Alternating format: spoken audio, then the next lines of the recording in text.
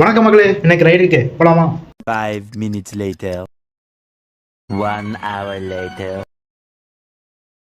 2 hours later. 3 hours later. 3 மணி நேரம் கழிச்சு 260 ரூபாய்க்கு ஒரு ரைடு வந்திருக்கு.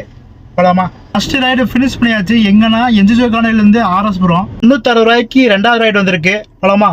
ரெண்டாவது ரைடை முடிச்சு விட்டாச்சு. ஆர்எஸ்புரத்துலேருந்து பாப்பம்பட்டி.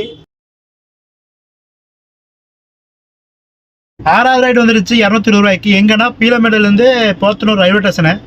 12வது ரைடு நம்ம க்ளோஸ் பண்ணிட்டோம். எங்கன்னா காந்திபுரத்துலேருந்து கணபதி 183 ரூபா. ஓகே மக்களே, இதோ நான் க்ளோஸ் பண்ணிக்கிறேன். இன்னைக்கு நம்ம டோட்டலாக 15 மணி நேரம் 30 நிமிஷம் வண்டி ஓட்டிருக்கோம். 13 ரைடு எடுத்திருக்கோம்.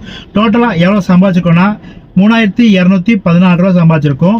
இதில் ஜிஎஸ்டி போக நம்ம கைக்கு எவ்வளோ வந்திருக்குன்னா 2967 வந்திருக்கு. இதில் ரிட்டர்சி கமிஷன் எவ்வளோ அடிச்சிருக்காங்கன்னா 534 ரூபா அடிச்சிருக்காங்க.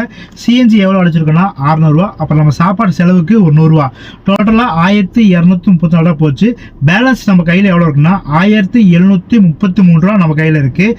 இதில் car due, car insurance, car maintenance இந்த 3க்கு 1000 ரூபா தனியாக எடுத்து வச்சிட்டோம்னா பேலன்ஸ் நம்ம கையில் எவ்வளோ இருக்குன்னா 733 ரூபா இருக்கு. 15 மணி நேரம் 30 நிமிஷம் வண்டி ஓட்டி 3216 ரூபா சம்பாரிச்சு எல்லாம் போக நம்ம கையில் எவ்வளோ இருக்குன்னா 733 ரூபா தான் நம்ம கையில் இன்னைக்கு இருக்கு.